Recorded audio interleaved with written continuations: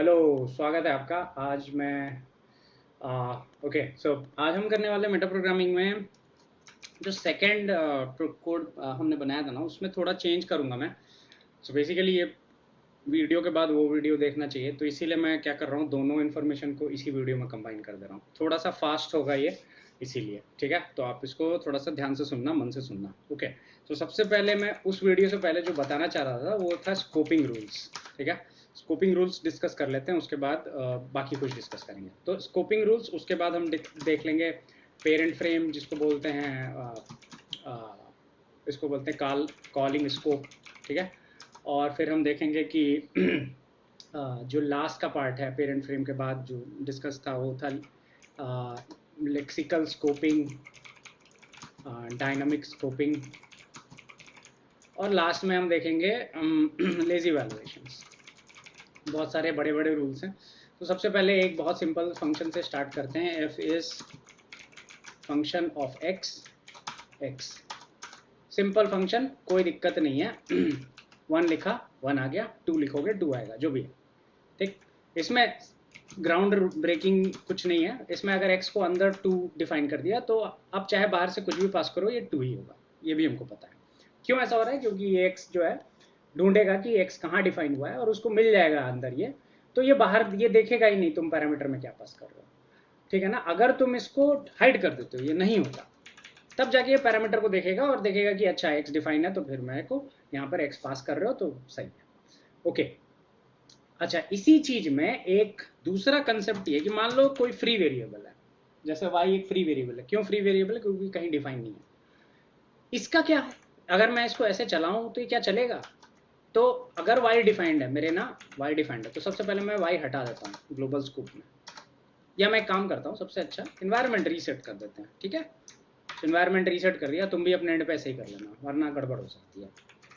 ठीक है, इसको चलाऊंगा, ये एरर आएगा। क्यों एरर आएगा? क्योंकि y कहीं पर भी डिफाइन नहीं है। अगर मैं ls करूं तो y नहीं दिखेगा, क्योंकि y नहीं डिफाइन है। तो अब क्या हो रहा है y के साथ? तो जो चीज x के साथ यहाँ हो रही थी ना, वही चीज y के साथ भी हो रही है। बस फर्क इतना है कि x के केस में x अंदर तो देख रहा था, लेकिन x यहाँ पर पैरामीटर में भी डिफाइन है, तो वहां पर भी देखेगा और फिर उसके बाद जो भी उसको करना है वो करेगा। ठीक है, सो यहाँ पर क्या दिक्कत है कि यहाँ पर y तो है नहीं, तो y जो है सबसे पहले यहाँ देखेगा। अगर इसको y को यहाँ नहीं मिला तो इसका पेरेंट कौन है? मतलब जहां पर ये डिफाइन हुआ है, मतलब ये फंक्शन जो है किस इन्वायरमेंट में डिफाइन हुआ है उसमें जाके इसको ढूंढेगा। अब ये कहां पर इस फंक्शन का इन्वायरमेंट कौन सा है? अगर मैं देखूं इस फंक्शन का इन्वायरमेंट कौन सा है, तो वो है ग्लोबल। इसका मतलब इसका जो पेरेंट है वो ग्लोबल है। अगर मेरी बात पे यकीन नहीं है तो आप ये भी कर सकते हो, प्रिंट पेरेंट डॉट env, और यहां पर आप लिख दो इन्वायरमेंट। इसको आप प्रिंट करोगे ना, तो आपको बताएगा कि ये ग्लोबल इन्वायरमेंट इसका पेरेंट है।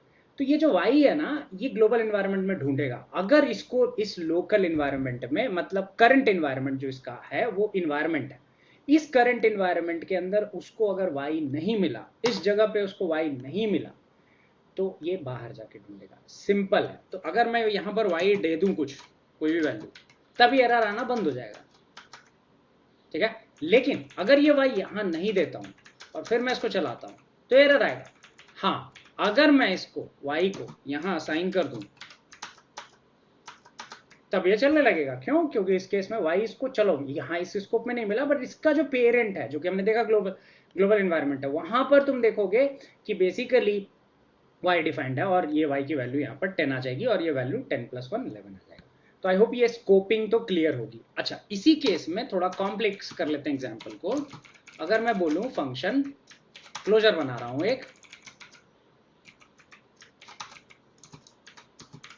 यहां पर भी ना सेम चीज हो रहा है, बट यहां पर 2 स्कोप है। एक तो ये स्कोप है, 3 स्कोप है, और एक ये स्कोप है।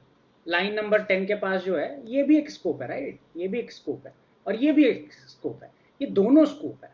तो y अगर मैं यहां पर ऐसा लिखता हूं तो पहला पैरामीटर एम्प्टी होगा, दूसरा 2, x की वैल्यू 2 होगी, और ये एम्प्टी है तो यहां पर एम्प्टी डाला मैंने। अगर मैं ये चलाऊं तो y कहां ढूंढेगा? ये सबसे पहले y यहां ढूंढेगा, यहां नहीं मिलेगा तो यहां ढूंढेगा, और यहां नहीं मिलेगा तो यहां ढूंढेगा। अब मैं y को रिमूव कर देता हूं ग्लोबल इन्वायरमेंट से, इसको चलाता हूं, एरर आएगा। क्यों? क्योंकि y नहीं मिला इसको। अच्छा, अगर मैं y को यहां डिफाइन कर दूं तो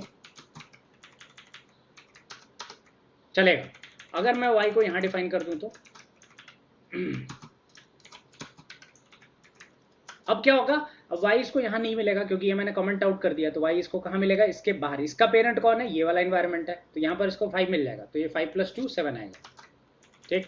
अच्छा, यही y अगर मैं ऊपर डिफाइन कर दूं फिर तो अब पहले y यहाँ ढूंढेगा, यहाँ उसको y नहीं मिलेगा, यहाँ भी उसको y नहीं मिलेगा, कहाँ मिलेगा? इसके पेरेंट पे। तो अब ये उसके पेरेंट से 6 उठा लेगा और वैल्यू हो जाएगी 8। सो ये आई थिंक स्कोपिंग रूल्स तो क्लियर हो गया होगा कि किस तरह से ढूंढ रहा है वैल्यूज को। ठीक, चलो इसमें एक चीज और है कि अब दो चीज हो सकती है। एक फंक्शन जब तुम डिफाइन करते हो तो तुमने यहां डिफाइन किया, कहां डिफाइन किया? ग्लोबल इन्वायरमेंट में। ये इसका डेफिनेशन है, राइट?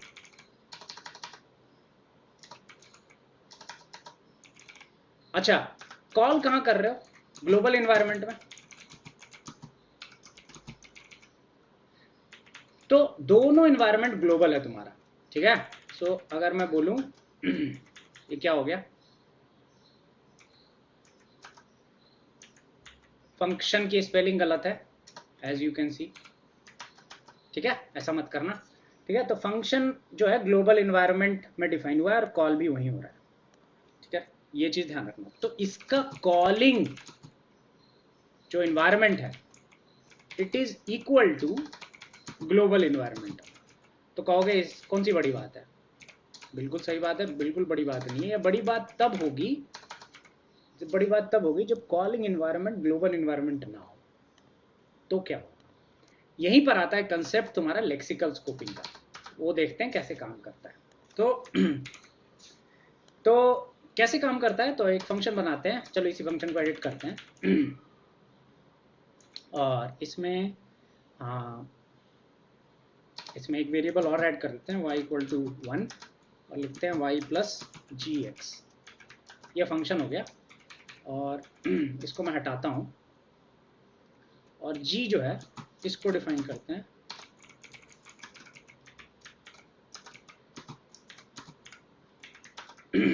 अब यहाँ पर एक ग्लोबल y भी डिफाइन कर देते हैं। सो अब मेरे पास, अब मैं क्या कर रहा हूँ देखते हैं। तो दो डेफिनेशन है, पहले फंक्शन को समझ लेते हैं क्या कर रहा है। ये फंक्शन जो है इसके अंदर y असाइन हो रहा है 1 और ये gx के साथ ऐड हो रहा है। gx जो है फंक्शन x + y है। y कहाँ से आ रहा है? y ग्लोबल से आएगा। क्यों ग्लोबल से आएगा? क्योंकि इस फंक्शन डिफाइन कहाँ गया है? ग्लोबल इन्वायरमेंट में। इसका पेरेंट कौन सा है? Global environment. तो global environment y already defined as 3, तो यहाँ पर जो y की वैल्यू है वो 3 होगी। ठीक, अब लेकिन तुम देखोगे कि ये gx कॉल कहाँ से हो रहा है? कॉल हो रहा है इस फंक्शन के अंदर। तो क्या इस केस में कॉलिंग इन्वायरमेंट ग्लोबल इन्वायरमेंट के बराबर है? Is calling environment is equal to global environment? Answer is no, है ना? तो जब भी ऐसा हो ना तब लेक्सिकल स्कोपिंग काम में आ जाता है, तब ये लेक्सिकल स्कोपिंग एक्शन में आ जाता है। तो अब लेक्सिकल स्कोपिंग में होता क्या है कि होगा ये कि ये जो वैल्यू है 5 तुम्हारी x की, ये इसमें पास होगी। यहाँ जो y की वैल्यू है वो 1 होगा क्योंकि इसी स्कोप में y डिफाइन किया हुआ, तो y कहीं और देखेगा नहीं। हमने देखा है अभी थोड़ी देर पहले कि ये सुप्रीम होता है, ये सबसे आगे रहता है। तो ये इसमें डिफाइन हो गया, इसके अंदर है इसी स्कोप में, तो y की वैल्यू 1 आ गई। जी एक्स के अंदर 5 पास हो जाएगा, ये 5 यहाँ आएगा और यहाँ पर y की वैल्यू ढूंढेगा। अब ये y कहाँ से उठाएगा? ग्लोबल से उठाएगा कि यहाँ से उठाएगा? ग्लोबल से उठाएगा। क्यों ग्लोबल से उठाएगा? क्योंकि इसका डेफिनेशन ग्लोबल में है, इसका पेरेंट जो है वो ग्लोबल है। इस स्कोप का जो पेरेंट है वो ग्लोबल है, तो यहाँ पर ये वैल्यू आ जाएगी 3।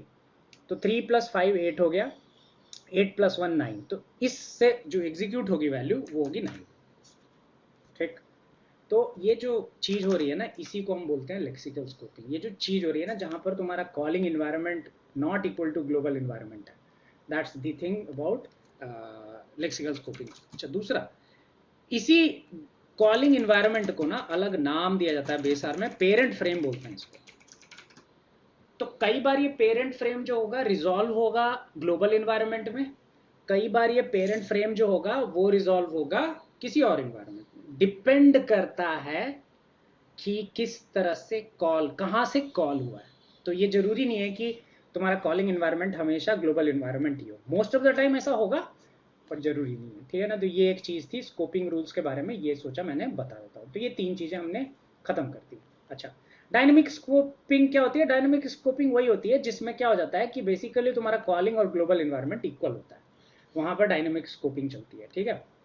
तो जनरली तुम जब लिखते हो फंक्शन तो डायनेमिकली स्कोप्ड होते हैं, बट जब फंक्शन इस तरह से तुम लिखते हो, जब एक फंक्शन के अंदर दूसरा फंक्शन कॉल हो रहा होता है, तो that is where lexical scoping comes as action, ठीक है। जो तीसरा पार्ट है वो है lazy valuation.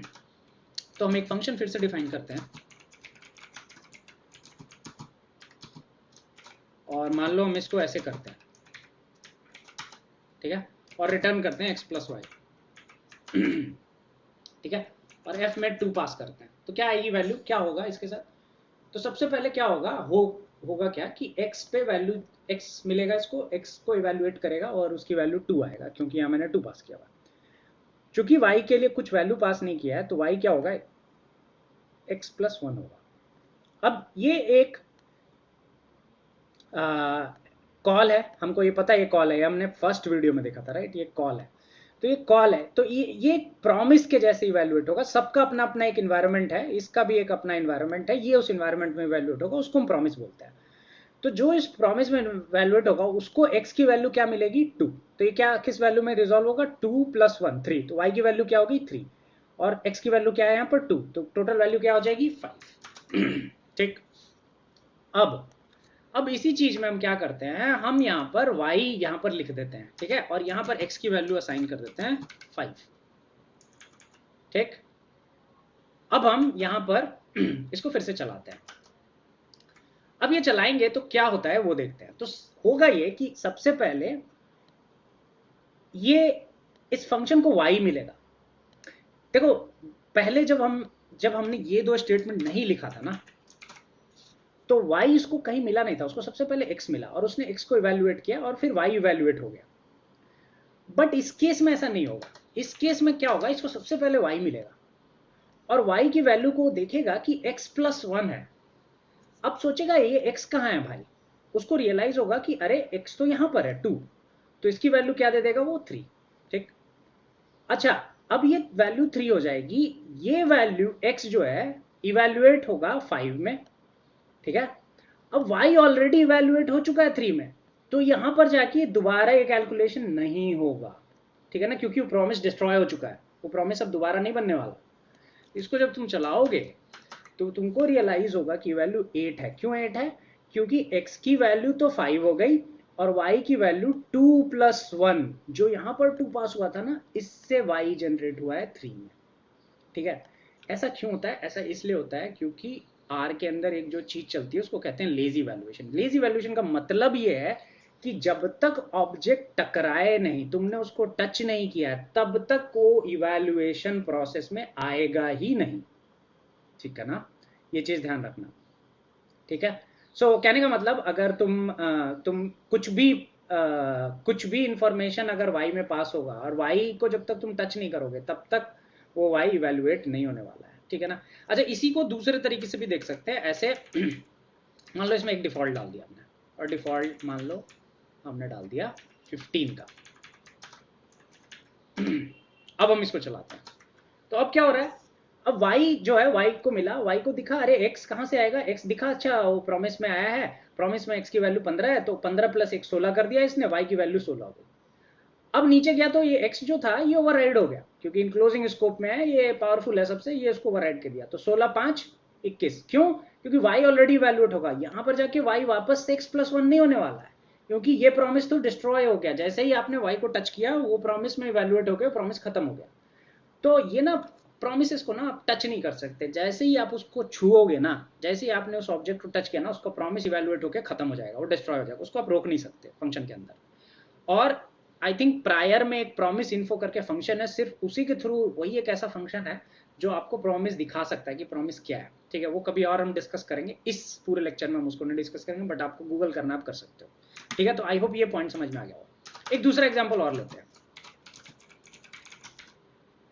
x equal to y 1 और लेट्स से 10 ऐसा कुछ, और y इक्वल टू 2, और यहाँ हम लिखते हैं x प्लस वाई। अब देखते हैं यहाँ क्या होगा। अब इस फंक्शन में क्या होगा, तो इस फंक्शन को गेस करना, अब जो तुमने सीखा है ना उससे गेस करने की कोशिश करना क्या होगा। यहाँ पर ये x कहाँ से आएगा, ये यहाँ से आएगा। सबसे पहले इसको क्या टकरा है, x टकरा है, y नहीं टकरा है। सबसे पहले x का काम होगा, x की का प्रॉमिस इवैल्यूएट होगा। इसमें दिखेगा अच्छा y इक्वल टू 1 है तो y की वैल्यू 1 ले ली इसने, और x की वैल्यू क्या असाइन कर देगा, ये 10 असाइन कर देगा। तो यहाँ पर हो गया 10, y की वैल्यू हो गई 1, क्या हो गया टोटल वैल्यू 11। ठीक, बढ़िया। अब ना इसी फंक्शन को अल्टर कर देते हैं। अब क्या होगा, अब इसको x नहीं टकरा रहा है, पहले y टकरा रहा है, तो y इवैल्यूएशन चालू होगा। तो x पैरामीटर को देखेगा भी नहीं, क्योंकि उसको कुछ देखना ही नहीं, इसको वही देखना है जो इसको दिख रहा है। तो ये सिर्फ y देखेगा, y को देखा इसने 2, बोला अच्छा y की वैल्यू मैंने 2 कर दी। अब ये y का प्रॉमिस डिस्ट्रॉय हो गया, अब ये इवैल्यूएट हो चुका। अब ये y को वापस इवैल्यूएट नहीं करेगा, अगर इवैल्यूएट करेगा भी तो ये वैल्यू जो ऑलरेडी इवैल्यूएटेड हो चुकी है इसको वापस से वो चेंज नहीं करने वाला। इट्स ऑलरेडी गेटिंग इवैल्यूएटेड, ये हो चुका है, इसका काम खत्म। वो सिर्फ x पे बॉदर्ड है। अब x पे देखेगा कि अच्छा x की वैल्यू 10 है, तो ये क्या करेगा 2 प्लस 10 को ऐड करके क्या वैल्यू दे देगा 12। ठीक है, ये चीज ध्यान रखना, हमेशा ऐसे ही होगा। तो x plus y not equal to y plus x all the time, जब तक कि तुम फंक्शन इस तरह से कुछ काम करे। तीसरा एग्जांपल ये है कि मान लो एक क्लोजर बनाते हैं। ये बहुत फेमस एग्जांपल है, ये ना ऐसा है कि ये मतलब हर किताब में मिलेगा ये वाला एग्जांपल। ये दोनों एग्जांपल थोड़े रेयर हैं, ये बहुत पढ़ोगे आपको कहीं कहीं दिख जाएगा। ओके, तो ओके, पहला वाला एग्जांपल तो इनफैक्ट मेरे मन का क्रिएट किया हुआ है, बट बाकी दोनों मैंने कहीं पढ़ा है। ये एग्जांपल बहुत फेमस है। ओके, सो हम इस क्लोजर को देख लेते हैं। सो f11 पे क्या वैल्यू होगा, इसका मतलब है कि f1 a की वैल्यू 1 और b की वैल्यू 1, मतलब ऐसा कर रहे हो 2 आ गया। ठीक है, a की वैल्यू 2, b की वैल्यू 1, 3 हो गया। f की वैल्यू a 1, b की वैल्यू 2, ठीक है 3 हो गया, ऐसा। ठीक है, बढ़िया हो रहा है, कोई दिक्कत नहीं है। अब ना इसी फंक्शन को हम सेव करते हैं कहीं पर, तो हम एक फॉर लूप लिखते हैं i in 1 to 5 ही लेते हैं, 5 ही आइटरेट करते हैं, ज़्यादा नहीं करते हैं, और एक ऑब्जेक्ट बनाते हैं i फंक ऑब्जेक्ट। उसमें ठीक है, इस फंक ऑब्जेक्ट के अंदर